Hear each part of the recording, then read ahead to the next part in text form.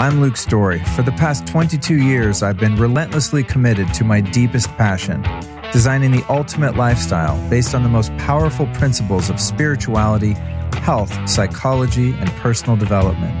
The Lifestylist Podcast is a show dedicated to sharing my discoveries and the experts behind them with you. Adrienne, Jason, welcome to the show. Well, thank you. Thanks for having us here. Yeah, stoked to see you guys again. Yeah, so absolutely. For those listening, we met a couple months back or so. Time is irrelevant.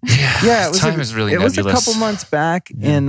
I think you were on your way to Austin at the time. Yeah, so we had stopped in Phoenix en route to moving here to Texas and got essentially marooned there because of the storm here in Texas. And I was not mad at that, even though I was eager to get here because it was 80 degrees and sunny. And we had a quiet hotel kind of in Mesa, I think. Mm-hmm. And it was very sunny and they had a pool.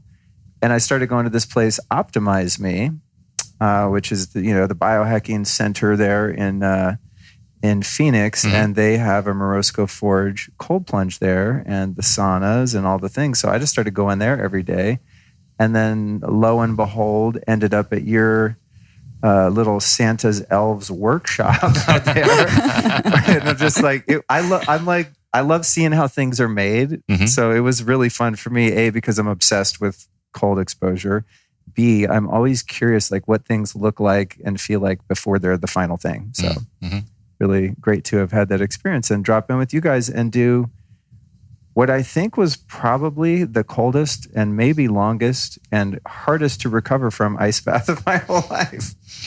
When you put me in there and Adrienne and did your magic spells, which we're going to talk about, I just got so relaxed. I just kind of hung out in there and I thought, well, I might as well just stay. I feel great. Mm-hmm. And then we had kind of a business-ish chat afterward, and it was extremely hard to talk because I was like T-Rexing. I was so cold. And the sauna, it was impervious to the sauna. It was that cold. Yep, definitely the coldest on the market. It's the true ice bath, versus a cold plunge. Yes. So, a lot of the other solutions out there, they don't really get below 40, and ours will get down to 32, 33 degrees. Hot damn.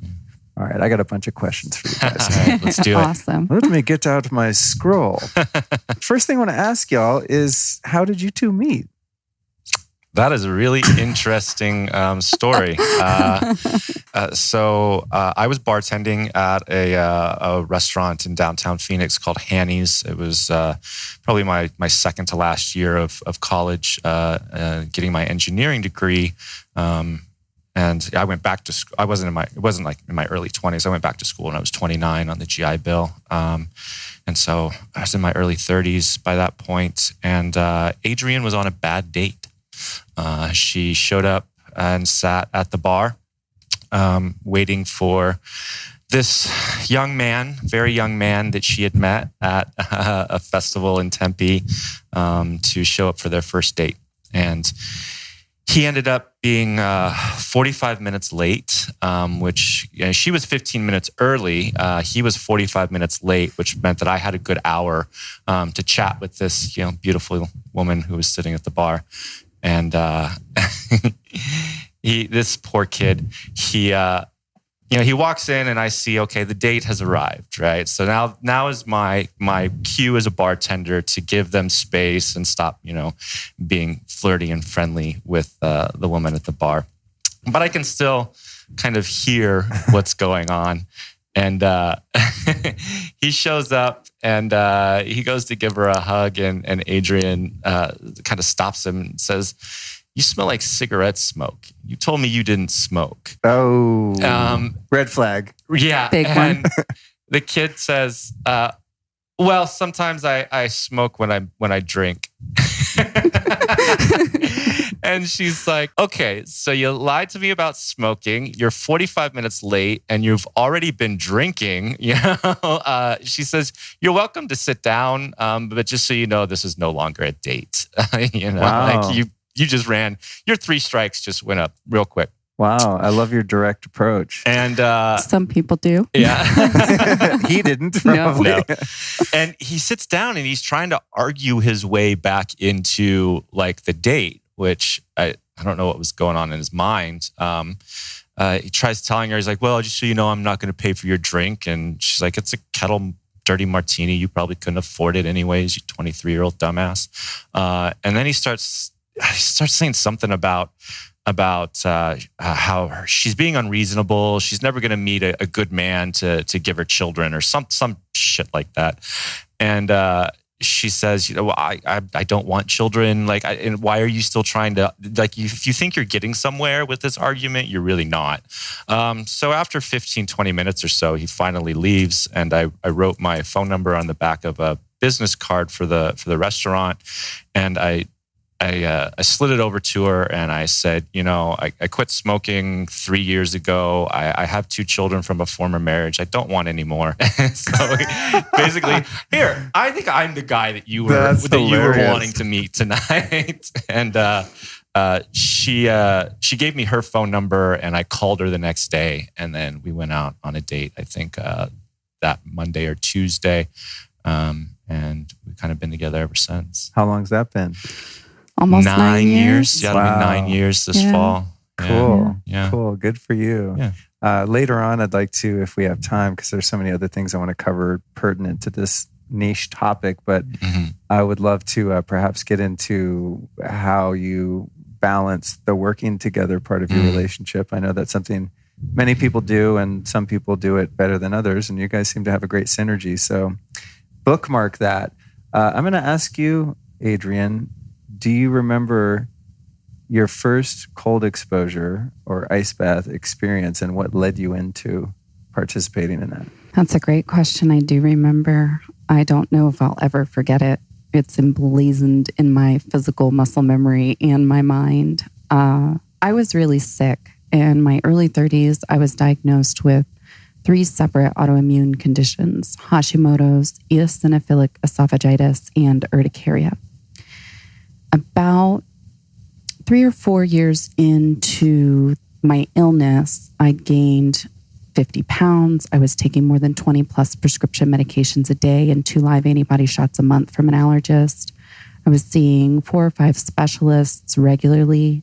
I had tried naturopath, acupuncture, vitamins, supplements, cleanses, detoxes. I mean, I'd really overhauled my life and I wasn't getting better. And Jason had been introduced to deliberate cold exposure, specifically to ice baths, through a friend of ours, a yoga instructor in Phoenix, Gordon Ogden. And he would host these kind of Wim Hof breath work ice baths at his house here and there at random, but I was never able to make it. And so Jason had the idea that we would just get our own tub, buy a whole bunch of ice, set it up in our backyard, and hold a session. And now, keeping in mind, I grew up in Florida. I lived in Hawaii. Phoenix summers are my favorite time of year. I am all about the heat. I love the heat. And I used to get angry at anything below 70 degrees. Like, you're sitting in a restaurant. I was talking to Allison about this. You're sitting in a restaurant. She's the same way. Yeah. And like, you're cold. You can't even focus on a meal or a conversation because you become emotionally dysregulated just from this temperature. And that's how I explained that I was truly at my wit's end and ready to try anything. And it was also coming up in a lot of the books that I was reading, Anti-Fragile by Nassim Taleb. At this point, I think I'd begun Scott Carney's What Doesn't Kill Us. And even Ernest Hemingway talked about fasting and being in the cold and being cold in order to kind of jolt his system. So there were a lot of little things that were happening that said, you have to try this. You have to at least try this. And I thought, at that point, I really would have tried anything. If you'd have put ladybugs in front of me and said, take a ladybug cocktail, like I would have tried it. So we got all the ice, we sat in the backyard, we did a breathwork session, and then went over to the tub, and it was filled with ice. I don't think it was 32, 33. I think it was probably in the high 30s, low 40s, because especially in Phoenix, at this time it was October 2017, November 2017. So I don't think it was that cold, but there was definitely a lot of ice. And what I did was I positioned my body over the tub. So if you could imagine this, I had one foot on each side and I had one hand on each side. And my brilliant idea was to just let go, drop myself in, hold my breath as long as I could, and see what I could do. I lasted 9 seconds. I jumped out. I freaked out. And I felt amazing. For the first time in years, I had relief from pain in my legs. For the first time in years, I had a sense of self-empowerment like I hadn't experienced so purely, I think probably in all of my life. It was that empowerment of, I never in a million years would have thought I could do something like that. It didn't matter that it was only 9 seconds. That 9 seconds was enough to completely change my life. And quite quickly, I just wanted to do it again. I don't know that I did it again that day. I don't think that I did, but it was only a couple, maybe 3 weeks later that we did another backyard session, and we started doing this more regularly on Sundays. Just invite a friend, they bring 2 bags of ice, we all, do a breath work, we throw our ice in, and it just became an instant craving. Like I felt like an instant ice addict because of this feeling of empowerment and this relief of pain and inflammation. And it amazed me. It amazed me that I survived. Yeah, I think a lot of people find that when they take their first plunge. It feels like at times, because your nervous system is signaling this, that you're about to die. I think about that just evolutionarily speaking, right? If any human fell in a body of water that was 33 degrees, it's not good news, right? So we have this signaling that's like, and that's the effect people have, and I can't wait to go into your perspective on how to not do it this way, but any virgins that I've popped into an ice bath, unless I coach them otherwise, are going to get in and go, It's like, that's what your nervous system is doing to protect you and tell you to get the hell out of there. But, when like you said, you can start to acclimate to it and build it into a practice like you guys now teach, it can be incredibly powerful. So I see why it's stuck. For you, sir, what I'm curious about, because you have an engineering background, education-wise. I'm curious about the process, again, because I just love learning how the way things work. What did the tinkering look like for you to go from the homemade tub, which she described, which I've had many iterations of, but I suck at engineering, so never developed something feasible. What was the tinkering like, and when did you eventually kind of strike gold as you have now? Because you guys have the most insane cold tubs ever, in my opinion. And I'm going to be really excited to get one soon. But I have been in them. So, what did you start to take apart and tinker around with to get you to something that actually worked? So, my education is in civil, environmental, and sustainable engineering. I didn't go into that field after graduation. I kind of fell out of love with the idea of actually being a civil engineer. And so I found my way into healthcare systems and pharmaceutical analytics. That's just kind of what I ended up finding after college. So I had like a little bit of the technical education, and our business partner, Tom, he's a professor of engineering, PhD at Arizona State University, which is how he and I met. And so he had a lot of the technical background, but that really doesn't get you as far as you would think. It was important. It got us through some pretty significant gaps when we were doing that tinkering and those early experiments. But really, it came down to, I destroyed a few refrigerators in my backyard. I just started pulling them apart, trying to figure out how does this work? Like what makes the cold? Where does the thermal energy go into, and where does it dissipate to? That's one of the really important technical education backgrounds, is understanding that cold actually doesn't exist. Cold is not a thing. Cold is the absence of thermal energy. So, right. So it's kind of like darkness and light, right? Yeah. Darkness doesn't exist. It's just the absence of light. Absence of light. Cool. Yeah, absolutely. That's neat. Never thought about that. So, in a refrigeration process, the refrigeration process isn't making things cold, it's drawing heat out. And so inside of a refrigerator, you put something in there that's, maybe 50, 60 degrees, and it's going to go down to, 40 or 35 or whatever you've got it set at. That thermal energy is being drawn out, and it has to be dissipated somewhere. And so taking crowbars and saws and screwdrivers to these refrigerators, which are not at all designed to come apart, was really the early proof of concepts and tinkerings that I did. And the first experiment was, I had found the cold making plate, which I just reverse myself. It's not making cold, it's pulling heat out. Right. But what I would later figure out is called an evaporator.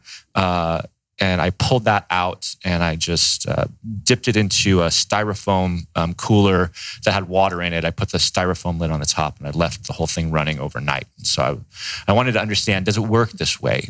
So does something that removes heat from, an air environment inside of a refrigerator, is that going to work inside of water? Is it going to keep up? Is it going to be able to draw that thermal energy out? And the next morning I went out there and sure enough, yeah, it does work that way. I had a nice little ice block. And so then just running different experiments and iterating forward, we really didn't even set out for this to be a consumer product. The initial idea was that we just wanted to have an all the time ice bath in our backyard. We were solving our own problems. We hadn't really discovered that there was a gap in the market and this kind of awakening of people finding this therapy and wanting to be able to do it on a more regular basis. We hadn't found that yet. We were just like, we want this 7 days a week. Yeah. I imagine that a lot of great innovations come as a result of just not only, a gap in the market later on, but a gap in something that you just want to be on the market and doesn't exist. Absolutely. So you just, I'm going to make it. Yeah. Somebody should do something about this. Well, I'm somebody. Yeah. And so from there, I tore apart a couple more refrigerators. One of them was a really big, actual large freezer that we were using, because one of the solutions we tried before this was, can we make our own ice blocks so that we're not going to the store every week and buying 200 pounds of ice? I was using Costco pretzel containers that I'd cut in half and Costco salsa tubs, and trying to make ice blocks all week long. Giant ice cubes? Yeah. And I was doing it, and it was an hour and a half of work every night to try to get the ice block out of the plastic container, get it stacked up in that freezer, and then start the process over again. And then at the end of the week, we were still only getting one ice bath a week, And so I sacrificed that big freezer and, pulled it apart, sacrificed we bought a dorm fridge and just to sacrifice it, just to take it home and pull it apart. And then we took our galvanized tub and we put it on top of a pile of sand, because sand has a really good insulative value. Built a pine box around it and took $300 worth of spray foam insulation and just sprayed it in all the corners to create an insulated surface. And we had these evaporators just over the side of the tub in the water, and the door from that freezer was just on top, and it's summertime in Phoenix by this point, so it's 115 degrees outside. And so this was the next experiment. Does it work this way? Can I make a larger body of water cold by taking these evaporators and putting them in the water? And I think it was 3 days later, the answer was yes. I had a 33 degree body of water and some ice chunks forming on these evaporator coils. And so that was our first forge. And when after that was it that iteration of it that made you think, wow, maybe there's other people that really enjoy cold plunges like we do, and we could make more and sell them to people? Mm-hmm. The timing is nebulous. So it was kind of this awakening. Tom, who is a research scientist and engineering scientist, he was getting into scientific literature and starting to connect a lot of dots in the different benefits that this therapy actually has. That it wasn't just a parlor trick or something to make you feel really good or look like you're an insane person to your friend. That there's a lot of different benefits physiologically, psychologically to doing this. And at the same time, we were starting to follow social media hashtags, Wim Hof culture, things like that. And I kept seeing the same Costco salsa containers on Instagram because other people were trying to solve the same problem that we were trying to solve. Funny. And so through this process, we kind of awakened to this need that people were like, I want more cold. Like my swimming pool does it in, the winter, but by the time it's summer, I'm just trying to make ice blocks out of Costco salsa containers and just trying to get more cold more often. And through that understanding of how elegant and powerful the therapy is for human physiology and psychology, and also that there was so many people out there that were waking up to this and trying to solve the same problem we were trying to solve. That's when we were like, this is a company. And that's when we started iterating that design forward and just trying to figure out the configuration to make it a shippable consumer product that people would want to buy and would resonate with. I'm sure that's no small feat either. I can only imagine. My beginner, I've realized I've been doing cold plunges pretty much most of my life out in nature, just getting in freezing water to just see if I could do it. And it just felt really good. But when I first started doing the ice baths, I, again, like you, saw someone on Instagram, probably with a Wim Hof hashtag or something, had done a couple of his trainings, and they were sitting in a freezer, like a chest freezer. They're like, I made an ice bath. I plugged this thing in and filled it up with water. Done. I was like, holy crap. Before I saw that, I got one of those livestock trough feeders, the galvanized tubs. And then went on Craigslist and bought an ice machine. I used one for like $800, and I put them both outside and then proceeded to break the ice machine because I was in LA. It's 90 degrees, summer. Ice machine couldn't keep up. That sucked. Then I saw that Sears one, and then that would also have a hard time staying because it was out in the sun. It was behind my brother Cody's gym. And then I, put a timer on it and do all these things. And then I had my handyman build a case around it so it would be insulated, right? Kind of like your first ones. But the issue I found with that, and I still have with that, is that the water gets disgusting very fast. And I'm not trying to pour some bleach in my ice bath or something. It's bad enough just doing it with toxic tap water. So I really commend you guys for putting in the work to taking it past that point, because I know a lot of people do that, like me, because it's cheap, but not so much when you count the time it takes to empty the tub, clean it out, wasting tons of water, which I never feel good about, and then trying to fill it back up. And it's not like a long-term viable solution for someone like me that's that committed. So kudos to y'all. I want to ask you, Adrienne, about, and I want to get back to more of the mechanics too, because I just like geeking out on that, because you guys have done some very innovative things that solved a lot of the problems we used to face with these products. When I went and sat with you, even though it wasn't even a pre-planned ceremony of sorts where we had time to really like see your magic, I found it to be a really powerful experience because of the presence and mindfulness that you brought to the experience of cold exposure. People, I think publicly, when they think about ice baths, they think about like the ice bucket challenge or sports teams that are, just off the field and they get in, and they scream and, do all this theatrical expression. And I got in and you're like, ding.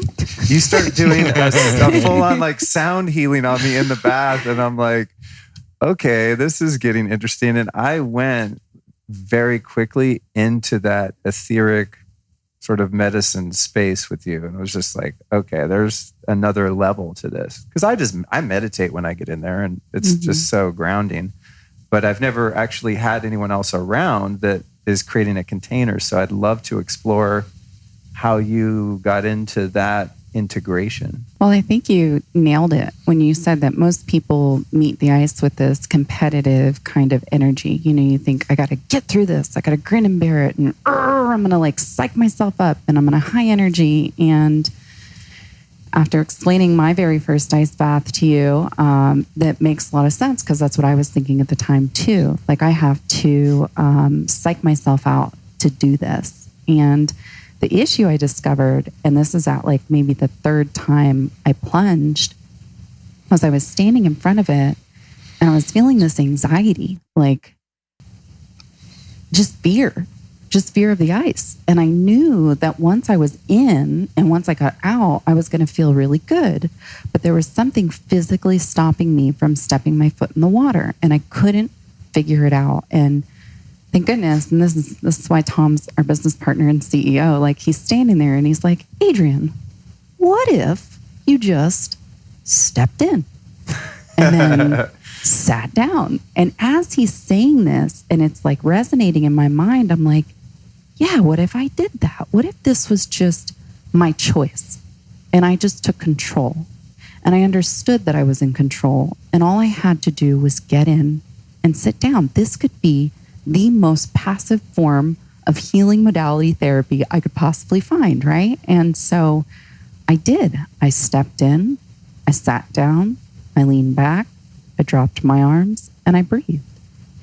And it was such a powerful experience to meet the cold that way, to meet the cold with mindful intention, to calm myself before getting in, because nothing had happened yet, right? When I'm standing outside of the tub, there isn't anything to be afraid of. There isn't anything touching me. I'm not feeling anything. There's no experience going on at that point. So if I can carry that mindfulness into this experience, then what could I do? And within that ice bath, I was just immediately transported to a place of meditated calm, transported to a place where I could control my breath through the hyperventilative response. And it was shortly after that I thought, there are things that I've learned along my years. Dialectical behavioral therapy, one of the things that they teach you for emotional regulation is to ground yourself by getting in touch with all 5 of your senses. And so now I was thinking, before I get into an ice bath, how can I ground myself? How can I get in touch with all 5 of my senses so that I'm fully grounded in a calm state of mind before going through this extreme experience? And it didn't come to me right away. Took a little bit of workshopping with some friends in Toronto, took some practice with some people at Arco Santi at their Convergence Festival of guiding other people through that experience. And it's basically me creating, like you said, a container, this safe space and container of calm groundedness before you ever step into the water. So if you can access that here, and then I'm there to help guide you while you're in there, like you can, your first ice bath can be so much more powerful and profound than my first ice bath. And by bringing in the sound bowls, that was really what kicked it up a notch for me, because you're in this metal tub and you've got the water and then the bowl just below the surface. So the sound is going all the way around you and it's penetrating deep into your body and it's distracting you on levels from what you're supposed to be afraid of. And it evolved from there. The guided meditation that I used prior to telling you to get into the water, I'm painting you a perfect picture, or I'm painting you an exact picture of what's going to happen, what you're going to do, so that when you are in that cold of water and it is your very first ice bath and you are experiencing fight or flight, my words come back to you. All I have to do is breathe. This is what cold feels like. And then you've got this beautiful sound and you've got the pretty lighting and you've got the smells all around you. You feel the cold. It's engaging all of your senses, and it's also teaching you that these are tools you can carry with you everywhere you go. Anytime you experience anxiety, anytime you experience fight or flight, anytime there's a big mountain that you think you have to climb, all you have to do is take it one step at a time. Put one foot in the water. Put the next foot in the water. Sit down without hesitation. Don't stand in your own way. Tell the story that you want to tell yourself before you ever even get in. Now, I teach it. I teach as a workshop. I hold sensory immersion experiences for my clients one-on-one, for couples, for team building, for events. And it is ceremony. It feels very magical to me. My practice with the cold is intentional and mindful and grounding and challenging. And I have all of these tools and tips and techniques that I use through the cold and elsewhere in life. It all kind of it all just like came together. You know, one thing after the other was like, all right, now I'm going to try this. I'm going to do this. And it's beautiful. It's a beautiful way to meet your fear. Yeah, it's a beautiful way to get comfortable with the uncomfortable. You know, I found that too, just the nervous system resilience after years of just getting in that bath and getting better at mind over matter, you know, where you get in. That's what I always try to tell people is like what's making you freak out is literally your nervous system telling your brain that you're in danger. But you and they often forget that we have a pretty large degree of agency over that as awareness, right? Awareness trumps all of that, you know, kind of downstream stuff of the body and all of its precautionary measures and fears and all of that stuff. And to harness that in one area, it's like that thing, the way you do one thing is the way you do everything, right? So how do you do a divorce? How do you do a lawsuit? How do you do your house burning down? How do you do a death in the family? You do it the same way as you do an ice bath. You know, how do you deal with a flat tire? How do you how do you deal with emotional dysregulation? How do you deal with fear of your future? We get to put it in practice in the cold, and we get to carry that with us throughout our lives. One thing about the experience with you that was not only new, but somehow just put pieces together was the sound bowls. And you kind of alluded to it, that the resonance of the metal in the tub and the resonance of the water crystals, it's as if you're inside of a speaker, right? It's just like, and I think that's why it got really kind of psychedelic there for a minute. I was like, I take ice baths just about every day. Like, cool, you're going to do some special things. Like, I love your energy. I'm like, cool, let's do it. But, I wasn't like, well, get ready, Luke, you're going to go deep, Yeah. And I was just like, oh, shit.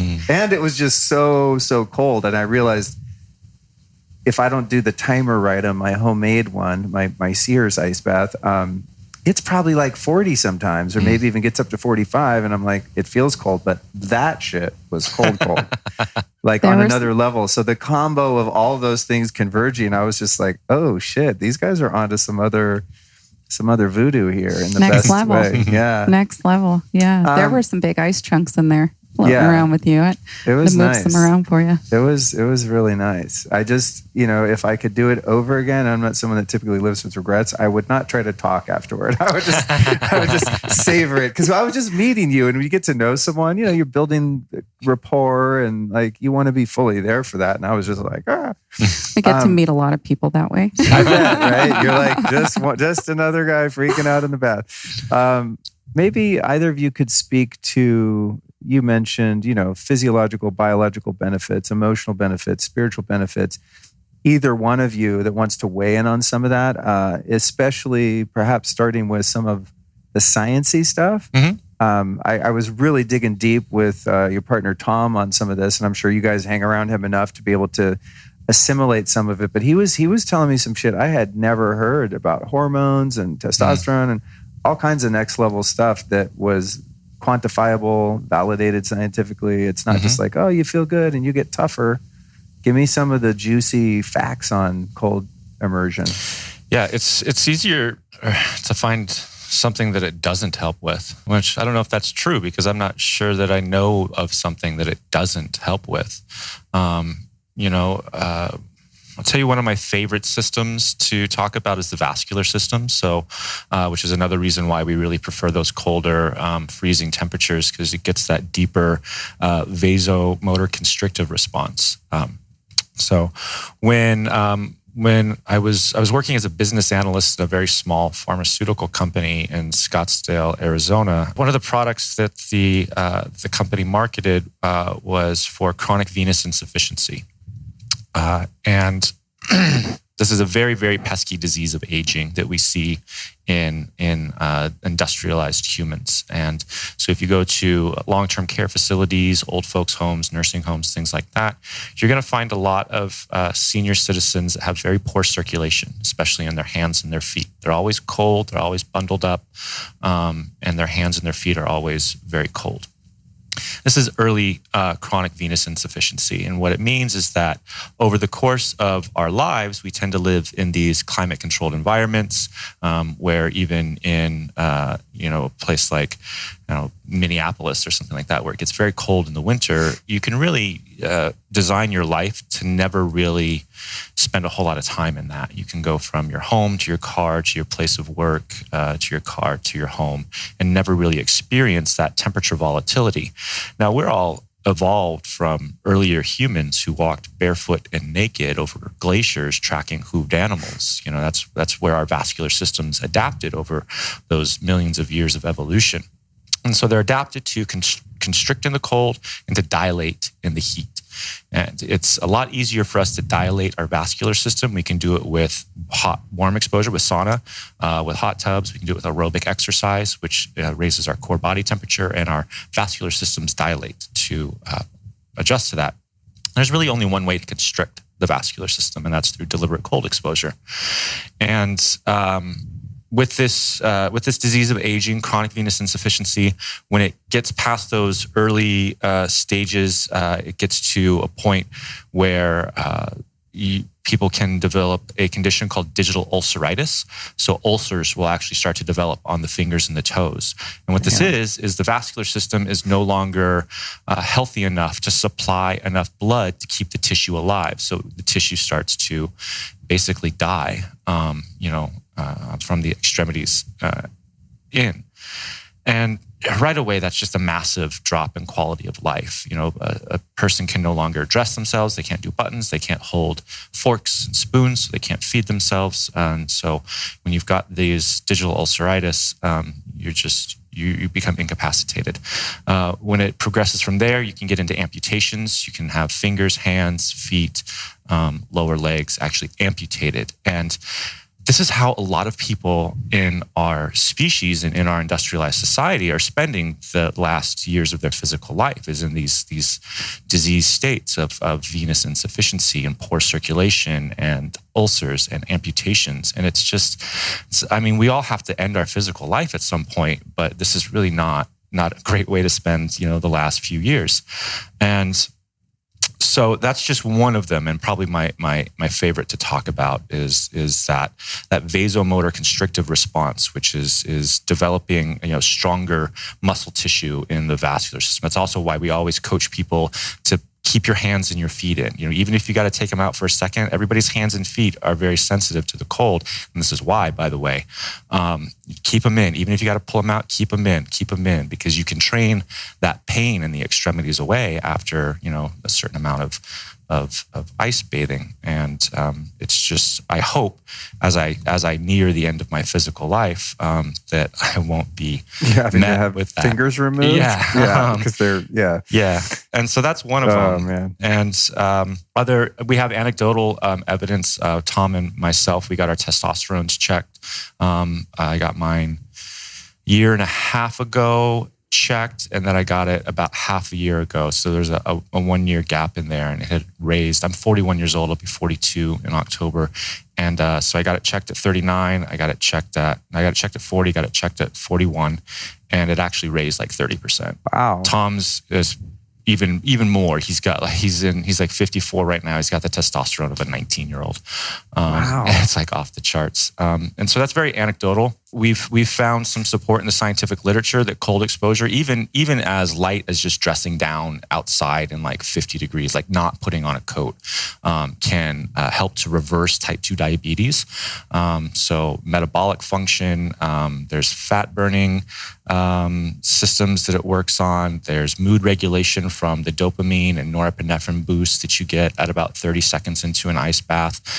Those feel-good chemicals, those natural anti-anxiety, antidepressant, anti-stress chemicals that we all keep in our brains get released, and that can have that kind of long-term lasting effect to reduce stress, reduce anxiety. That's so weird that a hermetic stress, like getting really cold, causes your brain to release, if you can hang in, right? Because at first it's like adrenaline, I'm assuming, but if you can hang in past that 30 seconds to a minute, then it starts dumping all these happy chemicals into you, which is weird. I'm like, does the body think you're dying? So it's like, we're going to go out in style. At least he's going to be happy. You know? It's interesting. And I don't really, I obviously I don't know, but the way that I tend to think about it is that from a physiological standpoint, this is not an abnormal situation for us to be in. Like I said, we're descended from earlier humans who were exposed to the elements. They were exposed to very cold temperatures, very hot temperatures, seasonality. They were migrating. They would migrate around, with the herds. And so, and like you said, a human falling into an icy river or something like that was probably not that uncommon. So over the adaptation and evolution of our physiology, these things were common. They're just not anymore. They're not, ever since the Industrial Revolution hit and the invention of air conditioning and refrigeration, which is interesting because I use the same technology to undo. Right. You're using a domestic, innovation to undomesticate people. Yeah. That's funny. And so over the last, 150 years or so, our species in the industrialized world has increasingly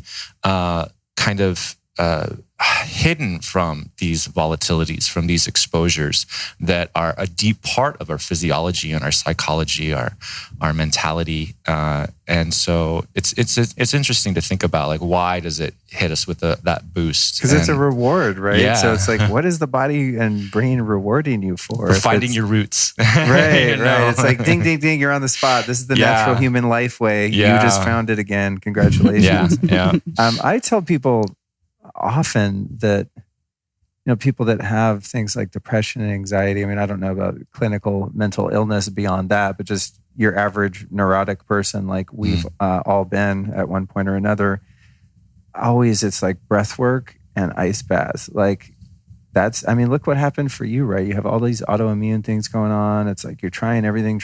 Sometimes it's like the most simple thing that really moves the needle. And I do this myself. Anytime I'm starting to get fight or flighty or just overworked, overwhelmed, I think this is where the term chill out comes from, Right. I'm like, I need to chill. No, I need to go deep chill. And I swear to God, I will run to that ice bath like nobody's business and come out and I'm just like, what was the problem again? It's really insane how effective it is. Yeah. But it does require a certain fortitude in a person that it's harder than taking a pill, right? Mm-hmm. Like a lot of the good things. And even like when you start a breathwork session, for me, it's always kind of like the first couple reps working out. It's like, oh my God, why did I do this? This sucks. Couple minutes in, you get some momentum. And then next thing you know, you're like, I could do this forever. But it really is, I think, one of the most powerful ways to positively affect your mood. One question I do have on the physiology, and I don't know that you'll know the answer, but I'm just fascinated by this, is I used to do like weight training and then I didn't want to get sore and be smoked afterwards. So then I would do an ice bath and it would shunt all the inflammation and I would never get sore. And everyone else the next day would be like, oh my God, I'm so sore from that workout. I was like, I'm not, I did an ice bath. And then I heard Dr. Rhonda Patrick talking about how if you want to build muscle, and let's face it, most people that are lifting weights want to build muscle for one reason or another, that you don't want to do an ice bath right afterward because the inflammation that is building the muscle is what you've shunted with the cold. So then I switched and I started doing it the other way around. And I am so much stronger and resilient right out of an ice bath than I ever could be if my body was warm. And so we're looking at the vasoconstriction that you described. I still don't understand why having less blood in your blood vessels makes you stronger. It makes no sense to me. Do you guys have any idea? Yeah, this is something new that we've also come across. The finding that doing instead of using the cold to recover from the workout, using the workout to recover from the cold has a really awesome synergistic effect. In fact, for us, we stumbled across this just a few months ago. The first time we were out here in Austin was early January, and we did an open house event with ARX, right? Who you know. That's where I do my every Sunday Morozko Plunge. Yeah, absolutely. So people were experiencing the the ice bath with the Forge, and then they were going to do their ARX workout on the ARX, the adaptive resistance machines, which is hard as F. Those listening, it's like way gnarlier than any weights you've ever touched in your life. By far. Yeah. It's a robot that's fighting you. It's insane. Absolutely. Well, you're only fighting yourself. It tricks you into thinking that it's a robot. Okay.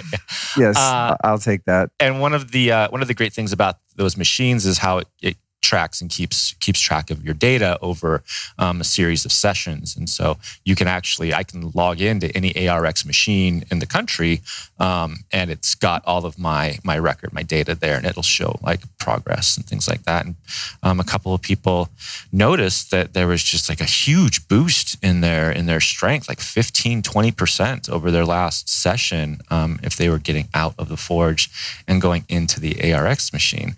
And that now ARX has their Forge, and so they've gotten a lot more data points, and it's becoming less anecdotal, and now this set of data that's true. Like Mike at ARX, it's like everybody who comes in here who does the Forge first and goes to the ARX, they runs back to me like so much stronger. I'm like 10, 15, 20% over my last session. That's been my experience. Yeah. And so we haven't really dug in on like why would less blood flow equate to more strength, or what the mechanism is.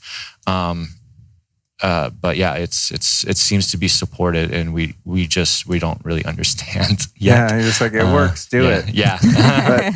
Another thing about it is not only that you're stronger, but you're just so much more resilient. It's like, I'm not tired. If you go lift heavy weights after a few reps, and like, obviously I'm not a huge weightlifter, but I try to get it in a couple days a week, but you're like, you're smoked, the last one, you're like, it's just not like that. It's weird. It's kind of just, I don't want to say easy the whole way through, but you recover super fast. If you do, one time through the ARX, I'm already ready to go again before the timer's even telling me it's time to go again. I'm like, I'm fine. Like, let's do this. It's just bizarre. Maybe it is just those feel-good chemicals still sitting on your brain, and so right. You're not psyching yourself out. You're not. Can't remember who said it, but somebody who was like a mountain climber or something like that. He says the same place I quit on the mountain is the same place I quit at the boardroom, and I realized it's not the mountain, it's me. I'm the one who hits the limit. And so maybe sitting on those feel good chemicals, you're just like, I'm going for I'm stronger than I thought I was, or right. I'm not. I don't have those alarm bells going off, or those like stress states going off. Maybe it's as simple as that. That makes sense. Yeah.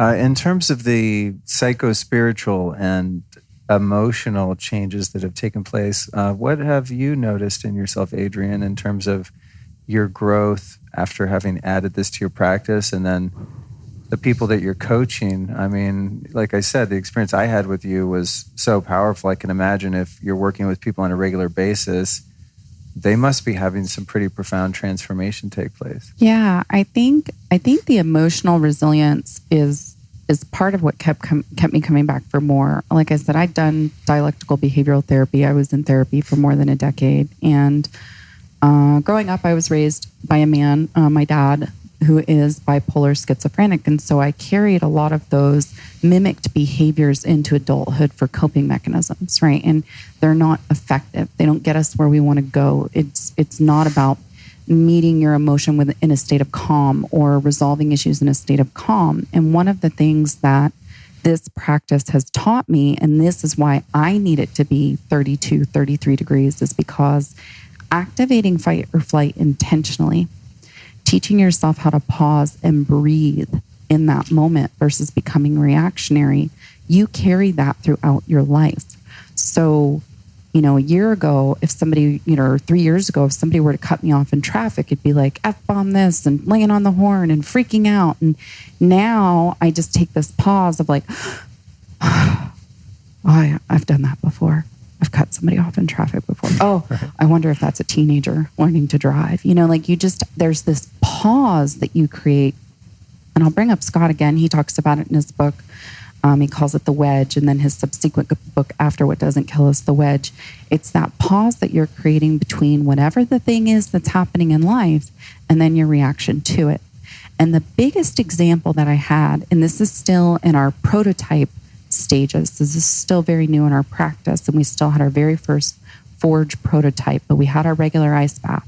And I was arguing with Jason about something, pick a thing. And I was crying and I couldn't get my thoughts. Like your thoughts become slippery when you're in that emotionally dysregulated state, and I'm trying to explain what it is I'm so upset about, but I can't even figure it out because I'm so upset.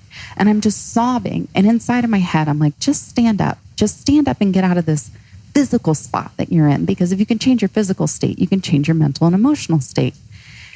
And in my head, I'm saying it over and over again. Just stand up, just stand up, just stand up. And all of a sudden it was like my light bulb aha moment. It said, stand up, walk across the yard and sit in the water. Like it was like a vision, like a full on meditative vision. And it came to me like 100 tons of bricks, just like stand up, walk across the yard and sit in the ice bath. And I did. And I was in there for about 4 or 5 minutes. And at this point, it was definitely one of my longest ice baths. And then I got out and I went over and I sat next to Jason and I said, I don't remember what I was upset about. What I do know is it's more important for me to forget about it and move on and enjoy the rest of our evening. I said, will you do that with me? Of course, Jason's like, heck yeah, I'll do that with you. Like, oh, I don't even know what you were upset about either. So yeah, we'll do that. And that was such a profound experience for me, because never in my life have I had a tool where I could push that button and stop that emotionally dysregulated state. And that emotionally dysregulated state was a go-to for me. It was the default. And so as I'm coaching people, and I coach people who have recovered from substance abuse, people who suffer PTSD, people who do suffer depression and anxiety and psychosis. And one thing that I'm seeing consistently is that the more consistent you are in your deliberate cold exposure practice, the easier these emotional coping mechanisms are to put into place. So now it's easier for me to stay calm even when I am emotionally dysregulated. I can recognize it as an emotion. I say, okay, I'm feeling fear. Okay, I'm feeling sadness. Okay, I'm feeling anger. Okay, I'm feeling, insecurity or jealousy. Like I can see it for what it is, and I can still feel the emotion, but I have that space in between where I can reflect and at least be open to hearing what else is going on around me. Okay, who is the most emotionally regulated person in the room, and what can you share with me about what you're seeing that I don't right now? I would have never been able to have that conversation before ice baths, before practicing deliberate cold exposure. It just wouldn't have happened. And I think that is also what has led to my healing. I had to heal parts of me here and parts of me here in order for my body to say, okay, you're creating this environment for me. You're creating this healing state and environment for me to bloom in, for me to be my best self. And that is part of what I use when I'm coaching my clients. Like we talk about, what are you working on? What is the hardest thing for you right now? What is standing in your way? In what ways are you standing in your way? And how can we break that down? How can we focus that as the intention as you move through this fight or flight response and this difficulty of an ice bath, and then come out on the other side feeling empowered and calm and clarity of mind and soundness of heart and spirit. And I think that's also why this feels, a session with me feels like such a ceremony, because it's all encompassing. It isn't just sitting down in cold water and then getting through it. It's all of it. It's mental, it's emotional, it's physical, spiritual. And you've got someone there. You're not alone. You're not alone. I know exactly what it's like to be sick. I know exactly what it's like to be tired. I know what it's like to be emotionally dysregulated. And I'm here to say that we have natural healing, passive forms of modalities that we can use to build that up. Amazing. Thank you for sharing that. You're welcome. It's funny that I didn't ask you this in the beginning, but what does Morozko Forge mean? A, and B, what is the Morozko method, which I have a feeling you just described, but if there's any more to add to that. But I love the name, even though I still can't quite pronounce it right, but I'm part Russian, so I should be able to. But I love the origin story, the fable that you shared with me earlier on, so if you could share that. Yeah, so Morozko, which is the way I pronounce it. I haven't really heard very many Russians, native. write in and tell us. Yeah. Morozko. Sounds right. Yeah. I try to say it with a Russian accent. Morozko. There you go. It's a fairy tale from the Russian tradition. And Morozko is a Jack Frost or Father Winter type character. And the fairy tale that's attached to that mythology is it's a wicked stepmother fairy tale. So there's a beautiful little girl. She lives in the forest with her father and her wicked stepmother and her nasty stepsister. The stepmother and the stepsister, they don't like the little girl very much. They're very jealous of her. And so the stepmother gets the father to take the girl out into the middle of the forest and leave her there. So it's got a little bit of a Hansel and Gretel kind of theme to it as well. And for some reason he does this. He takes the little girl out in the middle of the forest and he leaves her there. And Morozko, Jack Frost, Father Winter, he's going around the forest and he's freezing things because that's what he does. He brings the cold, he brings the freeze to the forest in the winter. And he comes upon the little girl. She's sitting there. She's shivering. She's freezing to death. And he's about to freeze her, but he stops first and he says, "Child, are you warm?" And the little girl answers him with stoicism and grace and says, "Yes, dear Morozko, I am warm enough." And so he doesn't freeze her, and he's very impressed with her. And so he takes her into his cottage. He gives her all these jewels, all these gifts, makes her a princess of the forest. And somehow the stepmother catches wind of this, that not only is the little girl not dead, but Morozko has made her a princess of the forest, given her jewels, given her presents. And so she says, "I know what I'll do. I'll recreate this. I'll take my own daughter, leave her in the middle of the forest. Morozko will find her. We'll take her into his cottage, give her all these jewels, all these presents, and make her a princess." So she does this. And the stepsister's sitting in the middle of the forest, and Morozko finds her and says, "Child, are you warm?" But this little girl is not stoic, and she's not gracious. And so she kind of mouths off to him. And so he freezes her. And what was probably a story that was told to children in the Russian forest to get them to not complain about the brutal winters, we take from it that if you meet the cold with stoicism and grace, it will bestow great gifts upon you. And Cool. The forge element is, forge has a couple of different connotations. We can forge ahead in our lives. We can forge, through a forest. We can, forge through a river. It's also a place where iron is turned into steel. So you think about like a metal forge, where you can take iron in and you put it through this stressful pounding process. You heat it up. You add other minerals and elements to it, and you pound on it, and it becomes stronger. Steel becomes stronger than the iron that it started out as. And so it's a little bit of a play on words there as well, because even though we're going through the cold, this is another reason why we like those really cold temperatures, those freezing temperatures, because it is a hormetic stress process. We're taking something, we're stressing our bodies to turn it into something stronger than it was before, something more healed, more resilient, through this anti-fragile process. And so we take those two words together, and that's where we get the Morozko I like it. Forge. It's a great name. Yeah. Is there anything else to the Morozko method other than the kind of emotional part you described? Is there anything missing from there that you guys want to share? Yeah. So there's a lot that I think goes into it. And again, we chose a mythological name. We found a mythology that resonated with us because we believe that our lives are the product of the story that we tell ourselves. And so we can tell ourselves lots of stories about why we do things, about what our relationships are.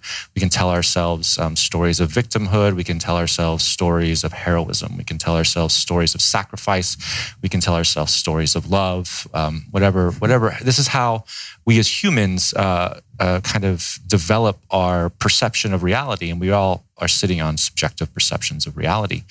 And this was something that I think we were working with before we even found the cold. It might have been something that kind of led us to the cold, is that storytelling and telling ourselves the right stories about who we are and where we're going and how we're growing. And, if we're wronged or something, by society, by other people, we can tell ourselves the right stories to get us through that and to keep us on a growth process. So storytelling is a part of the Morozko method. And then, diet and nutrition is a part of the Morozko method, fasting, is a part of the Morozko method. The language that we use a lot of language hacks, especially at the studio in Phoenix, to, again, put us on pathways to progress and growth. And, so all of that kind of wraps into what we call the Morozko method. And I think, as we get further into this project, finding ways to broadcast those other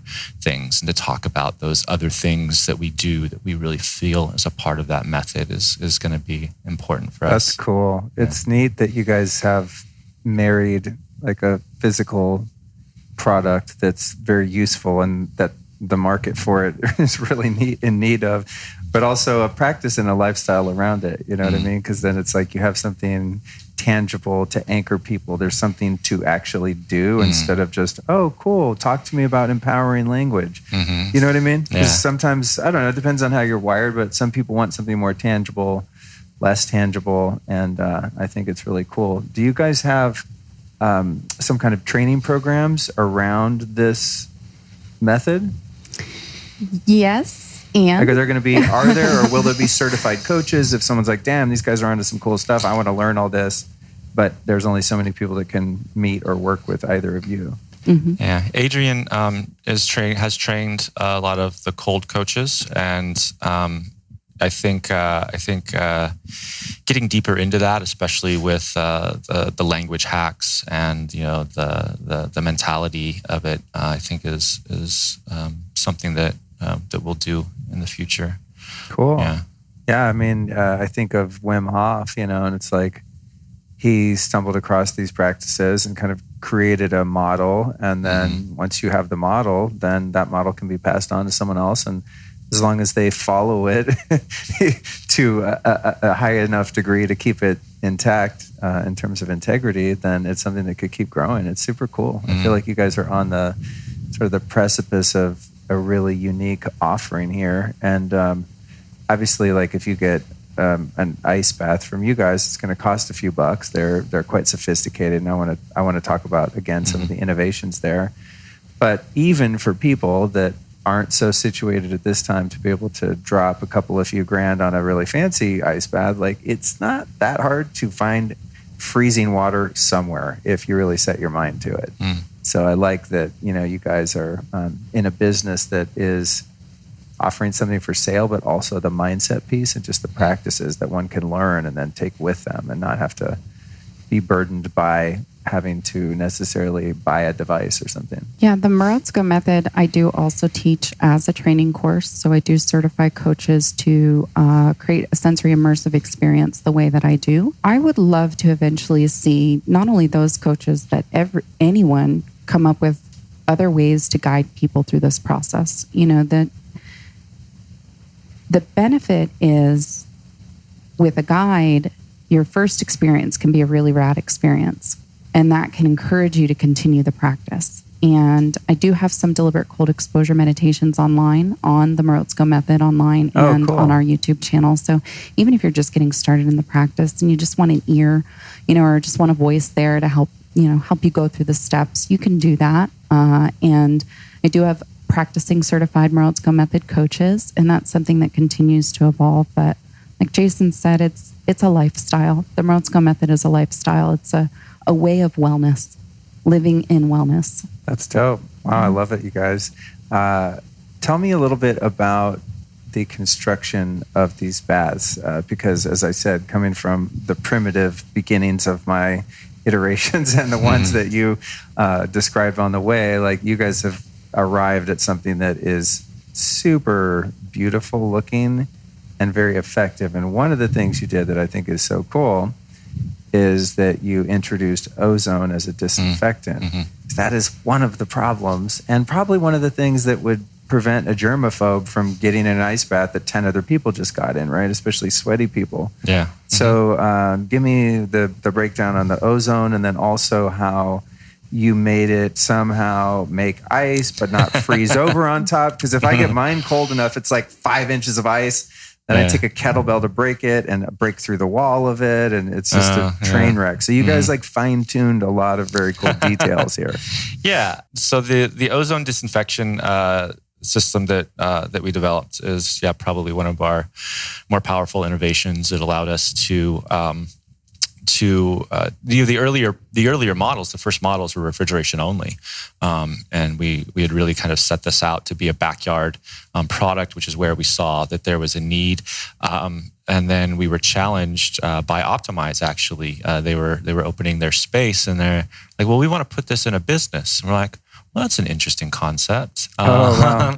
And so now we've got county health assessors to appease, and we looked, and there's no regulations out there pertaining to a commercial cold bath. And if you call the health inspector, like, "Hey, we have this ice tub that people are getting into," they're like, "You have a what that people are doing what now?" They just don't know how to handle it. So we used some of the regulations out there for like hot tubs and like public pools and baths and things like that, and innovated the ozone disinfection system. And again, I know I keep saying this, but it's true. Here's another reason why we like the lower temperatures.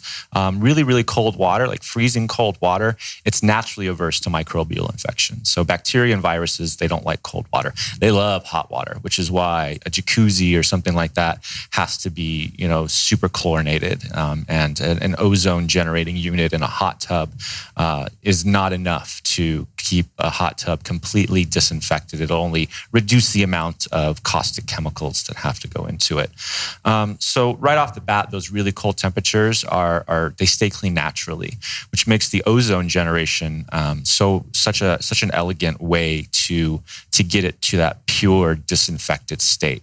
And one of the great things about ozone is that it doesn't hang out in the water. So you inject the water with it. There's bubbles of ozone in there. It obliterates anything that is contaminated or microbial or anything like that.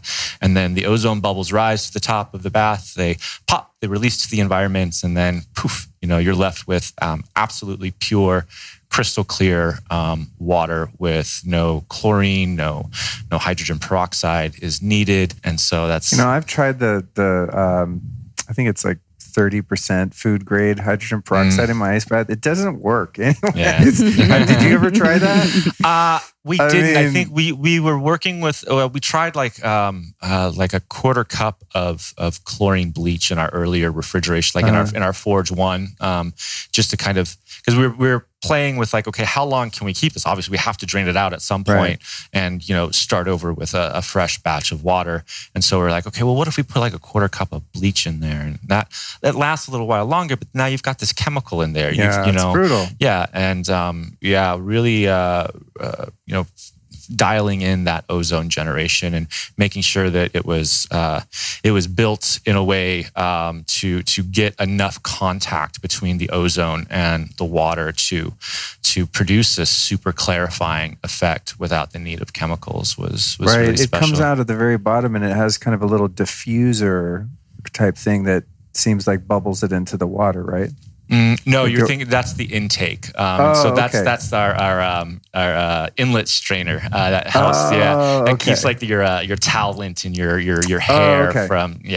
On the other side, but you do see it does kind of look like a diffused effect because of just the way that the water is being injected with the ozone gas. Got it. I'm not going to tell everybody my secrets, but No, anything proprietary, feel free to be vague on. I totally get it. There's 10 guys out there right there. Can you send me the blueprint? How do you do that? I'll make an ice bath company. Right. Heard that before. Yeah, they're out there. But making sure that the water is injected with the ozone in a way that is sufficient enough to get that disinfecting effect was a really powerful innovation of ours, which now those are probably our most popular, even for personal and commercial use, is the filtered and ozone disinfected units, because they are so low maintenance. They're great in businesses, which I think about access a lot, which you touched on. It's a higher end product, and I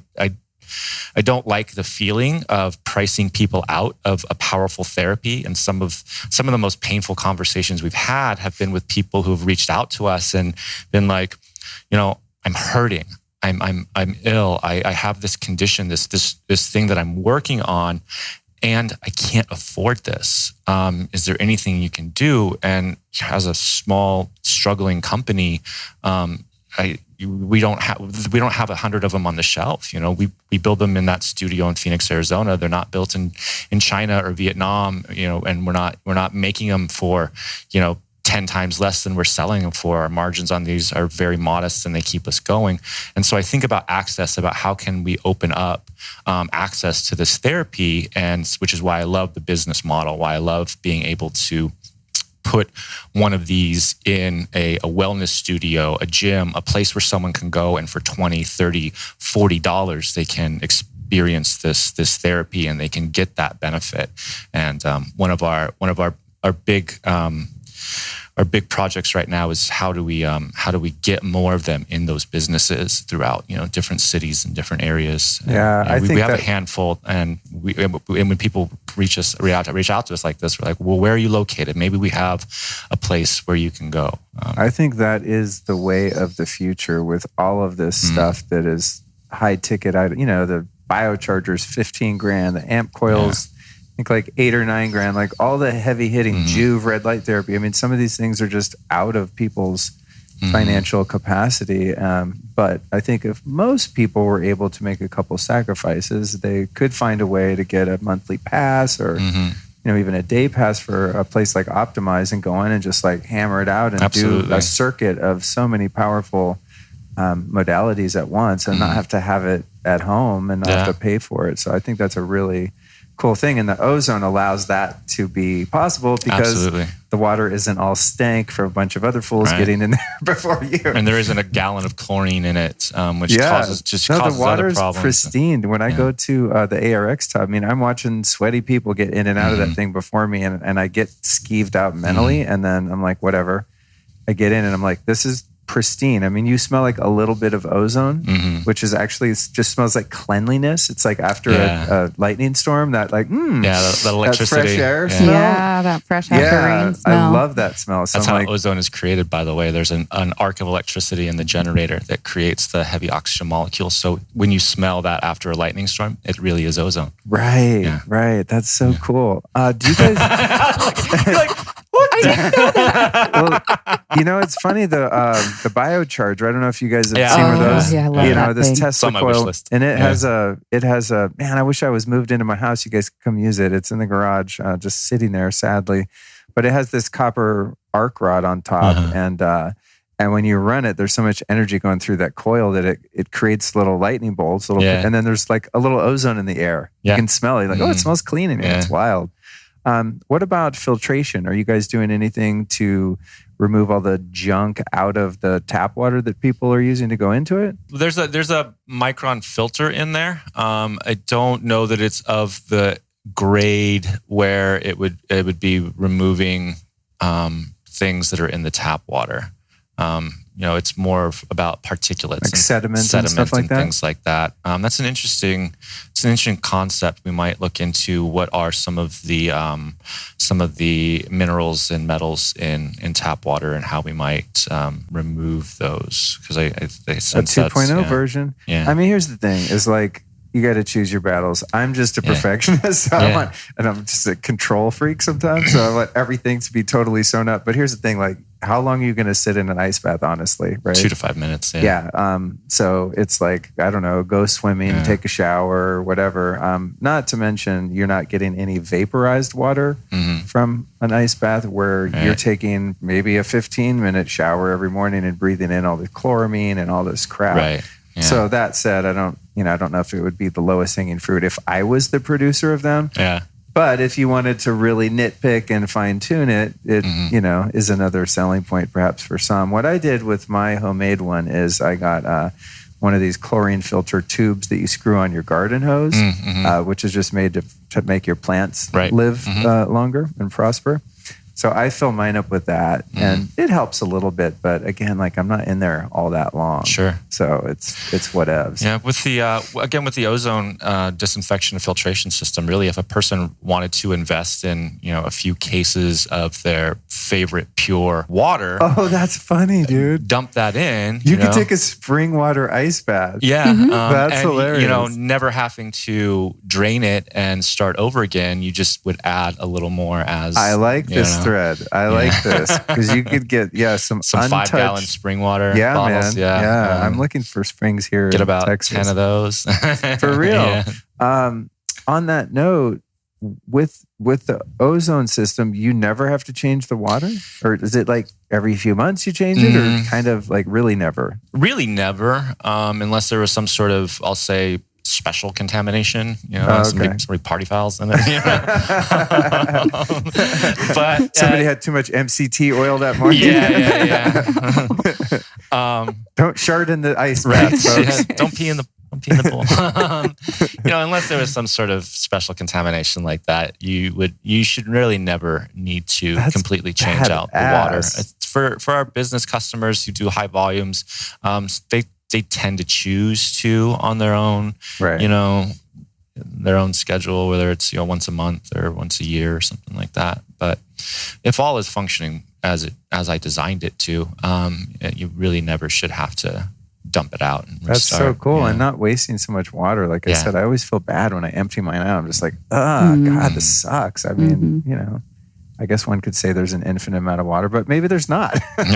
The other thing I think that was interesting about your bath is the ability to make it super freezing and actually make ice, but it doesn't make a film of ice on the top that you have to break through every time you get in, which gets to be a real pain in the ass. And like sometimes I'll break the film on mine, which I say film, and it could be like 3 or 4 inches thick. But then if I don't get it around the edges, then it'll like scratch you when you get in. And it sucks. So how did you make it not suck?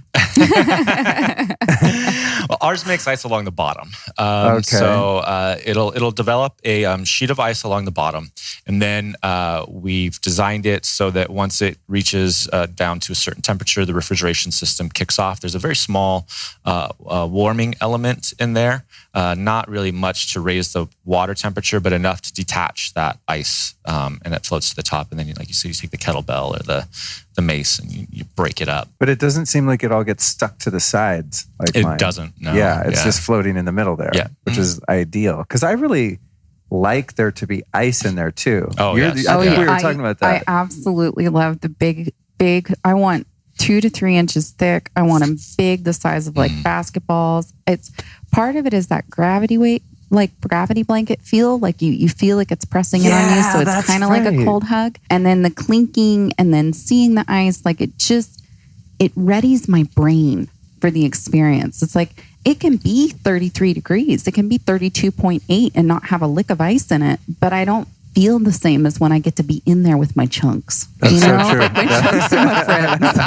That's true. Not the chunks aforementioned. Right. The leaving good, clean ozone-generated ice chunks. Wow. Yeah, that's really true about that feeling of the weighted blanket. Yeah. Right? There is a different sensory experience. I never thought about that. That's so interesting. I just know I prefer it, and it's really hard to dial in if you don't have the right gear, you know? Yeah. So that's interesting. So you've achieved the perfect hot-cold balance.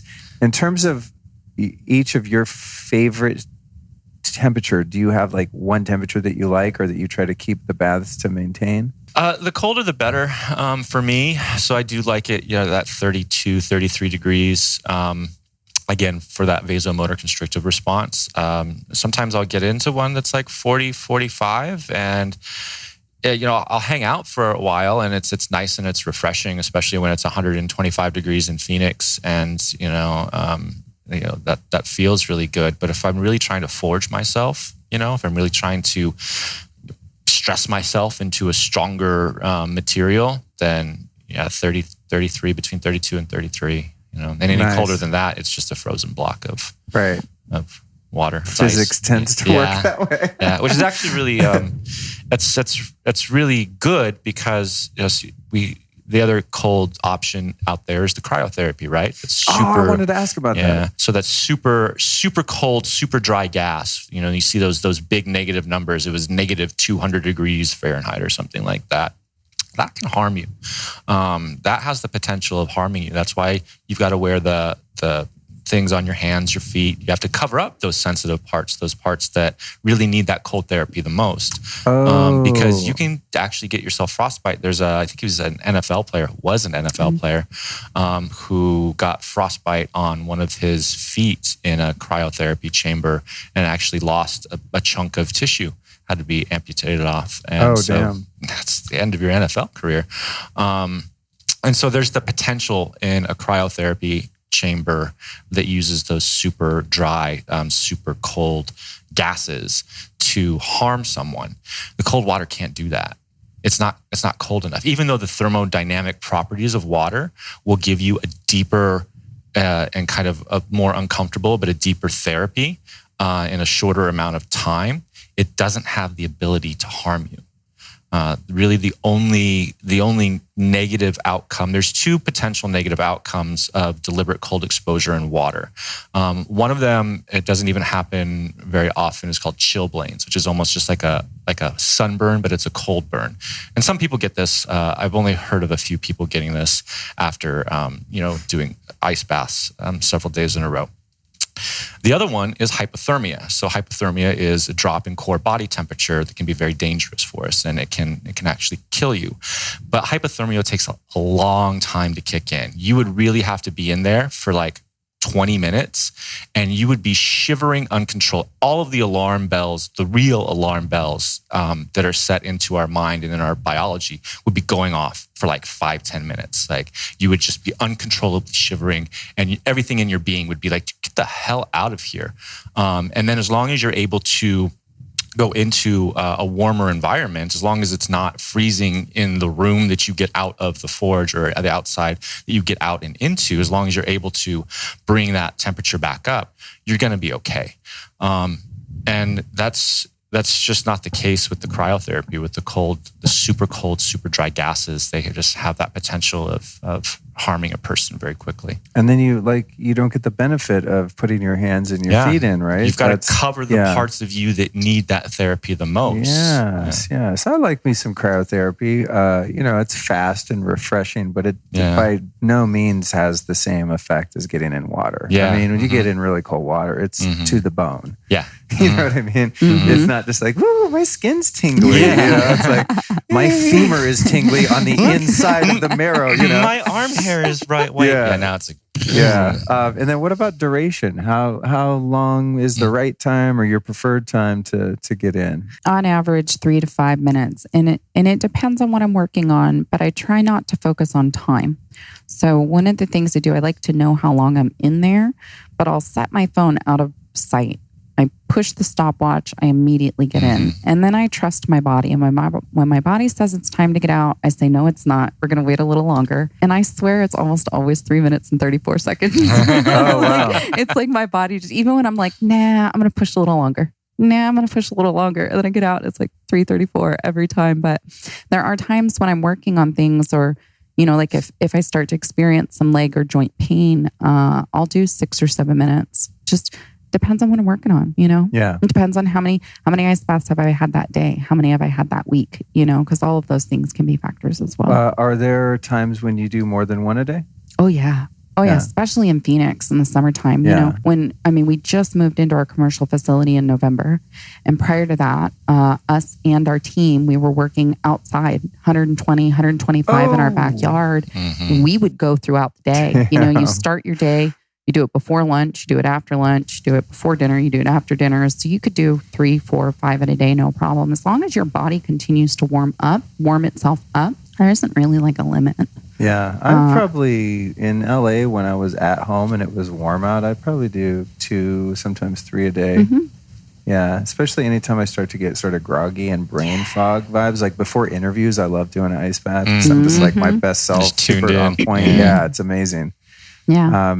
then what's your duration? Around the same, 3 to 5 minutes? 2 to 5 minutes. When I was first getting into the practice, I'd gone as much as 10 to 15. I was really kind of pushing myself at those like freezing temperatures. Yeah. And then there was one day I did 30 or 35 minutes, but it was warmer. It was like between 40 and 45. Yeah. And that was, I knew somebody was going to do that. I think that by this point we had decided we were going to make a product, and I'm like, I knew somebody was going to do that, and I wanted that first somebody to be me, so I could really see like what's going to happen if somebody gets in here and just tries to, macho themselves into half an hour. And that recovery was tough. It was painful. Yeah. But again, going back to the difference between discomfort and harm, like I was not harmed. Yeah. And so that was important to me to push it to that, at least that one time. I did one of those too, about 20 minutes. Yeah. I don't know how cold it was, but it was on the colder side. And my teeth were chattering. I was like, okay, I think I've proved to myself I can do this one time. Yeah. I think this around 5 minutes for me, I think is usually when I feel complete, But then again, mine hasn't been as cold. Now that I went in y'all's, see, I'm from Texas now. You're acclimating. Yeah, I think we've been there, 5 hours, and I've already said it 3 times. Yeah, but after I did, not that I haven't done cold ones at home, but I don't know. There's just something about that was different. I don't know. It was just hella cold, and I was like, I probably stayed in there 5 minutes maybe? No, you were in there over 6 minutes. Oh, okay. And I think it was your second ice bath that day, so I want to credit you for that. Like, that's true. You have it had been like 2 hours before I did your bath over at Optimize. I forgot about that. Yeah. But I think the same with you. Sometimes I'll set a timer. And often I just forget, but I can just kind of feel when it's been around 5 minutes. That usually seems like the sweet spot. Let me see if there was anything else I wanted to cover with you guys while I have you, so I don't regret it later. I wanted to tell you about Epsom salts in the ice bath. What? Yeah, magnesium. You can do that? Yeah. Jason, tell them all about it. I thought you would rust the metal. No. We've and we have an article up on our website. If you go to the journal link, where it's where all of our articles are, and Tom has done some work here with magnesium, and because Epsom salt isn't salt, it's magnesium, right? And so it can absorb transdermally. In fact, we were just listening to your podcast with Ian Clark. Oh yeah, about like the spray. I love the activation. Love that stuff. What's it called? Mag Ease or something? Yeah, that shit's amazing. And so putting the Epsom salts into the Forge, we're finding there's some good way of soaking in that magnesium transdermally. There's something in that article that Tom did about how it just gets into where it needs to get into better transdermally than it does like orally or anything like that. That's so cool. You can also get the magnesium flakes too. They're much more expensive, but it's incredible stuff. A friend of mine was doing that with the homemade ice bath like I have, which is like metal inside, but it's probably aluminum or some cheesy metal. And he oxidized and basically rusted the whole thing, and it got holes in it. So I was like, note to self, don't do that. But yours is thick like stainless steel. The one you were in was stainless steel. We do make them in their zinc dip galvanized steel. Oh, okay, right. Which kind of tends to get like a patina on it over time. But it doesn't get holes in it. So not far? Yet. Cool. New company, new product. Yeah. We'll find out. No promises. You got a warranty. The first ones in the market are just now becoming a little over 2 years old. Right. Yeah. So. That's cool. Yeah, the R&D process, right, of seeing what lasts and what doesn't, you start to find out. But that's very cool because I love doing the Epsom salt, magnesium flake baths and stuff. And I just thought until recently, I forget one of my interviews, someone was telling me, I think it was about like it was about water filtration. And I was under the impression that you only absorb water and the chemicals in the water in your skin if it's warm water, because it was like open your pores. And whoever it was, I forget, maybe it was Robert Slovak or one of the water experts, and they were like, Oh, no, it doesn't matter the temperature of the water. Water goes into your skin. Your skin's permeable. So that's cool that you could do the magnesium in there and still get it, even though it's not like a hot bath. You know? Yeah, absolutely. Shit, that's badass. Is there anything else I missed? The salts do take a little longer to dissolve. Right, So keep that in mind when you're sitting down on the bottom. Right. Yeah. And even our zinc-dipped galvanized tubs, the zinc is in the water. And we found that there are benefits to that as well. Like it just makes your skin really soft. And cool. Zinc is supposed to help with mood stability as well. So I haven't done like any scientific research on it yet. Yeah. Again, it's just pretty much anecdotal of these are the experiences we've had. That's cool. Well, it makes sense when you go in a hot spring, right? And the hot spring, each hot spring has its own unique profile of minerals. Some have a bunch of lithium, some have a bunch of silica, et cetera.